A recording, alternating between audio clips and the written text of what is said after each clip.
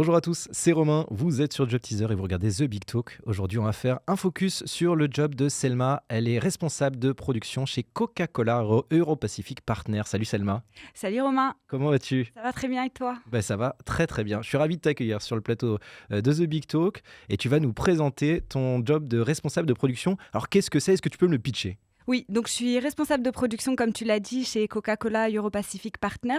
Ok. C'est le plus gros embouteilleur de Coca-Cola. On est 33 000 dans le monde Ah ouais. et dans 29 pays. En France, on est 2500 et Ok. répartis sur 5 sites de production. Donc, je suis responsable de production sur 3 lignes de production. Donc, sur une ligne de verre consigné à D'accord. l'usine de Clamart. Donc, le verre consigné, c'est tout ce qu'on retrouve dans les cafés, hôtels, restaurants. Et de lignes, donc des bibs, mégabibs, tout ce qu'on retrouve aussi dans les chaînes de restauration rapide. Donc, c'est des boissons pour les fontaines. Ah d'accord, ok. Ouais, c'est effectivement les trucs qu'on voit couler quand on C'est commande ça. dans les restaurations rapides. Oui, et en tant que responsable production, donc je manage une équipe d'environ 30 personnes. Donc, il y a des opérateurs, des techniciens de maintenance, des planificateurs de maintenance et des chefs d'équipe. Parfait, magnifique pitch, bravo, bravo Selma. Moi j'aimerais bien en savoir un petit peu plus sur ton job. Quelles sont tes trois missions clés au quotidien? Donc la première mission, c'est vraiment de délivrer les volumes demandés par nos clients. Donc tout D'accord. en garantissant la sécurité de mes équipes, en garantissant la sécurité alimentaire et la qualité de nos produits, et bien sûr tout en respectant la partie environnementale. Oui. Donc logiquement, donc là, j'organise vraiment les équipes pour pouvoir délivrer ces volumes de production. Ok.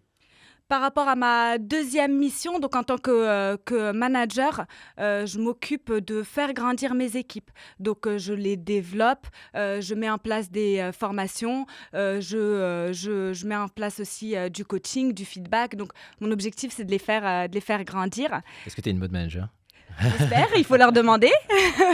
Trop cool. Rapidement, comme ça représente combien de bouteilles de Coca-Cola par jour? Oui, ben, pour te donner un ordre d'idée, donc sur la ligne de verre consigné, on fait 42 000 bouteilles à l'heure. Ok. Et sur une ligne de plastique, donc de PET 50 centilitres, on fait du 60 000 bouteilles de l'heure. C'est impressionnant. Oui, Ça doit donc, défiler comme ça. oui, ça défile et c'est vraiment des lignes qui sont à haute cadence et automatisées. Donc c'est vraiment enfin, plaisant et intéressant. Ok, donc pour le moment, deux missions. Donc mettre en place effectivement les moyens pour délivrer cette ligne de production, ces productions. Ton rôle de manager, est-ce que tu as une troisième mission clé? Oui, donc ma troisième mission, c'est vraiment de mettre en place tous les projets d'amélioration continue pour pouvoir améliorer la performance des Ah, lignes de cool. production. Ouais. Et après, mettre en place aussi des innovations parce que on met en place des innovations au fur et à mesure. De quel genre? Donc, par exemple, là, on a travaillé sur la partie verre consigné pour pouvoir développer l'ensemble de nos boissons sur du verre consigné. Ok. Et la dernière innovation en date, c'est la mise en place des bouchons attachés sur nos bouteilles plastiques. L'objectif étant de mettre 100% de nos bouteilles plastiques avec des bouchons attachés pour améliorer la collecte de nos déchets. Ça y est, ça arrive sur le Coca-Cola aussi. Oui, ça arrive sur le Mais c'est top, Coca-Cola. c'est écologique, c'est super. Une belle innovation. Mais en fait, moi, ce que j'aimerais savoir, c'est concrètement, ces innovations, ça doit avoir un impact sur ton job au quotidien. Parce que pour mettre une innovation sur une ligne de production, je suppose qu'il faut arrêter la ligne de production. Oui, il faut arrêter la ligne de production, donc ça dépend vraiment de l'innovation. Mais là, par exemple, sur les bouchons attachés, on a dû arrêter pendant une semaine la ligne de Ah production. ouais. Il y a eu des fournisseurs qui sont venus, donc c'est vraiment un travail en coactivité avec ces fournisseurs. Il faut développer aussi les équipes parce qu'on modifie les équipements, donc il faut aussi les former sur ces nouvelles fonctionnalités. Donc c'est vraiment un gros projet qui est mis en place pour pouvoir mettre en place ces innovations. Alors, de ces différentes missions, on voit un petit peu quelques enjeux se dessiner. Évidemment, un des premiers enjeux, c'est l'enjeu technique. Arriver je suppose, délivrer, en fait. Oui, il y a vraiment un enjeu technique parce que on fait du 42 000 bouteilles heure. Donc l'objectif, c'est que nos lignes performent. Et donc Mm. pour pouvoir avoir des lignes qui performent, il faut s'assurer de les maintenir. Comment on les maintient? En organisant, en planifiant la partie maintenance pour pouvoir garantir leur fonctionnement lorsqu'on a besoin qu'elles fonctionnent. Et alors, ce que j'aime beaucoup, parce que c'est quelque chose, on parlait tout à l'heure, c'est quelque chose qu'on n'a pas forcément en tête, mais il y a un vrai enjeu dans ton métier. Effectivement, tu es sur un métier alimentaire et il y a la sécurité alimentaire, c'est très important. Oui, la sécurité alimentaire, c'est vraiment, enfin, c'est un basique. On produit des produits qui sont consommés par des consommateurs. Donc là, il faut vraiment qu'on s'assure que tous les contrôles qualité soient bien réalisés Mmh. pour s'assurer que notre produit est conforme. On a aussi du nettoyage, donc on s'assure que le nettoyage est bien réalisé. On a des cadences, enfin on a des fréquences qui sont Mmh. bien définies parce que on fait un produit qui est consommé et on se doit de faire un produit qui est conforme. Ouais, surtout sur les produits sur lesquels tu travailles, parce qu'en fait, les verres consignés, vous les reprenez des bars, des cafés et tout Oui. ça. Et tu me disais même tout à l'heure, parfois il reste des pailles, il reste Oui. des mégots de cigarettes, et en fait, il faut les laver, ces Oui, verres-là. en fait, le verre consigné revient, sur ligne et on passe au niveau d'une machine qui s'appelle la laveuse. Donc là, c'est nettoyé et après on passe après sur une machine qui s'appelle la mireuse pour contrôler vraiment que toute la bouteille est conforme, qu'il y a pas de bout de verre, que le Mmh. buvant n'est pas ébréché, qu'il y a plus de mégots de cigarettes comme tu disais. Donc on a vraiment, des points de sécurité alimentaire sur ligne qui nous garantissent que le produit qui sort est conforme. C'est intéressant parce qu'on s'en rend pas forcément bien compte, nous, consommateurs de Coca-Cola.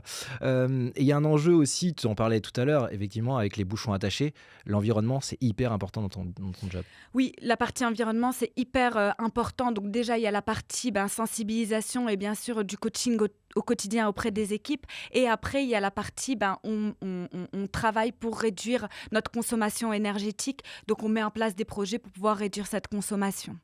Et puis enfin, un dernier enjeu, adapter tes équipes. Tu as ton rôle de manager, effectivement, et s'adapter surtout à la demande et aux demandes qui augmentent en ce moment. Oui, les demandes augmentent. Qui dit des demandes qui augmentent dit qu'on doit réorganiser nos effectifs, Mm. notre organisation pour pouvoir délivrer les volumes. Donc ça veut dire que il faut qu'on recrute. Actuellement, on a une pénurie de candidats. Donc Ah ouais, oui, on a du mal à recruter. Donc là, notre objectif, c'est vraiment recruter d'accord. et donc après intégrer ces nouveaux collaborateurs, leur faire des plans de formation pour qu'ils puissent être opérationnels le plus rapidement et de la meilleure des manières. Alors justement, moi ça m'intéresse parce que on entend beaucoup de choses à propos de la production, des lignes de production. On s'imagine le travail en usine, que c'est hyper répétitif. Est-ce que c'est vrai ça? Est-ce que c'est répétitif? Non, c'est pas du tout répétitif. Vraiment, c'est au contraire, c'est on ne s'ennuie pas, ça change tous les jours. Oui, on a des routines, on a des Forcément, routines. c'est des lignes de production, donc forcément on voit des bouteilles défiler. Oui, il y a des bouteilles qui défilent, on a des routines qui sont journalières, hebdomadaires, mais après il y a tellement des sujets techniques qui sont différents, des sujets humains, qu'en fait tous les jours on Ouais. gère des sujets qui sont complètement différents et c'est ce qui fait qu'on ne s'ennuie pas et qui rend ce métier passionnant. Et alors, autre chose aussi important, et moi je pensais que c'était ça, les bouteilles de Coca-Cola, des Coca-Cola ne viennent pas des États-Unis. Non, ils ne viennent pas des États-Unis. Il y a environ 90% de nos boissons qui sont produites enfin, qui sont consommées, qui sont produites en France, dans nos 5 sites de production. Ok. Donc, moi, je suis à l'usine de Clamart, donc c'est en Île-de-France. Il y a une autre usine, donc l'usine de Grigny qui est en Île-de-France. Ouais. Il y a une usine à Marseille, une usine à Toulouse et une usine à Dunkerque, ce qui nous permet vraiment d'être à proximité. Mm. À proximité. Et on parlait des enjeux écologiques, c'est important, comme ça on peut livrer plus près des clients Plus et près, réduire l'impact d'être à proximité. écologique. Et enfin, effectivement, un dernier cliché qu'on entend souvent, effectivement, c'est un monde d'hommes, on voit que des hommes dans ce milieu-là. Je pense que tu as un bon exemple, effectivement. Qu'est-ce que tu aimerais dire à ce propos de ce cliché-là? Mais c'est pas le cas. La preuve en est. Enfin, je suis une femme en usine. Il y a d'autres femmes aussi. Nous, par exemple, au sein de notre entreprise, il y a un réseau qui s'appelle Factoriel, qui permet vraiment de promouvoir et de sensibiliser les personnes sur le fait qu'il y a des femmes dans l'industrie, sensibiliser aussi les jeunes étudiantes pour démocratiser le fait que Cool. être une femme en industrie, c'est normal et c'est complètement compatible. Ok, super. Moi, ce que j'aimerais, c'est qu'on se projette un petit peu là dans quelques années qui vont arriver et revenir un peu sur les enjeux et réussir à voir comment ils vont évoluer ces enjeux. Effectivement, on en parlait tout à l'heure et je pense que c'est quelque chose qui est au quotidien dans ton job, c'est l'enjeu environnemental. Comment ça va évoluer?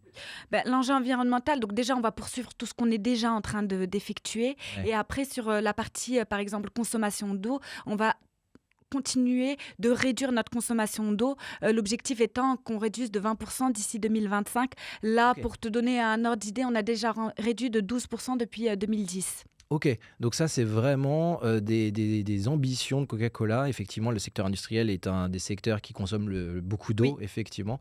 Mais en tout cas, tout ce que vous faites à l'heure actuelle, ça va dans je pense, dans le bon Oui, sens il faut qu'on continue écologique. aussi tout ce qu'on fait actuellement. Et alors, continuer à travailler sur la diversité, c'était un des enjeux aussi que tu avais, Oui. commencé à évoquer. Donc moi, clairement, il faut qu'on continue de travailler sur la diversité, attirer des talents, attirer des jeunes femmes.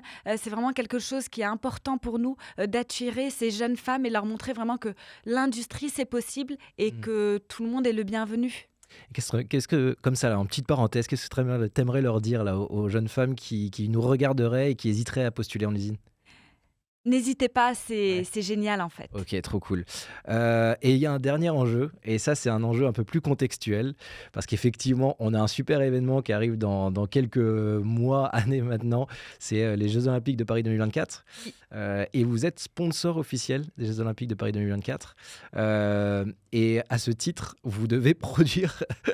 énormément et là, il y a un véritable enjeu de livraison de cette production. Oui, clairement, Paris 2024, on est vraiment attendu sur nos volumes. Donc là, ça va être vraiment un gros challenge d'avoir des lignes qui sont performantes pour pouvoir délivrer l'ensemble de nos volumes. Donc ça va être vraiment challengeant et ça va être un très bel événement. OK, on va s'adresser, aux futurs stagiaires CDI, CDD qui seraient intéressés pour bosser en production avec toi, pourquoi pas, chez Coca-Cola, Oui. chez CCEP, plus particulièrement.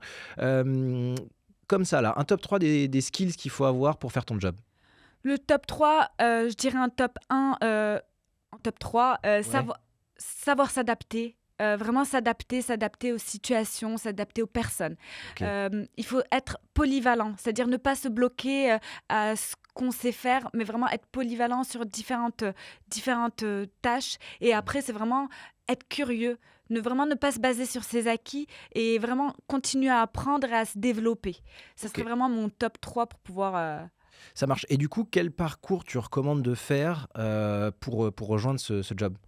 Donc, nous, par exemple, sur un poste de chef d'équipe, Ouais, donc on recrute souvent des bac+4, bac+5. Après, vraiment, on n'a pas de profil, prédéfini. d'accord. Moi, mon conseil serait vraiment enfin, on recrute des stagiaires et des alternants, environ 200 par an. Ouais. C'est vraiment le meilleur moyen de rentrer dans l'entreprise, de découvrir l'entreprise de l'intérieur et après, par la suite, de rester avec nous. Ouais, tu penses que c'est le meilleur moyen de découvrir et de se faire une idée en fait, Oui, parce si que ça ça vous permet vraiment intéresse? d'être dedans et de comprendre le fonctionnement et de comprendre aussi et de découvrir nos valeurs et comment on fonctionne. Tu parlais du job de chef d'équipe, c'est le premier poste qu'on fait, quand on arrive, en ligne de production? Bah, par exemple, si je prends moi mon parcours, je suis Ouais. arrivée en tant que chef d'équipe, donc j'ai fait, pendant quelques années chef d'équipe. Après là, j'ai pu, évoluer en tant que responsable production.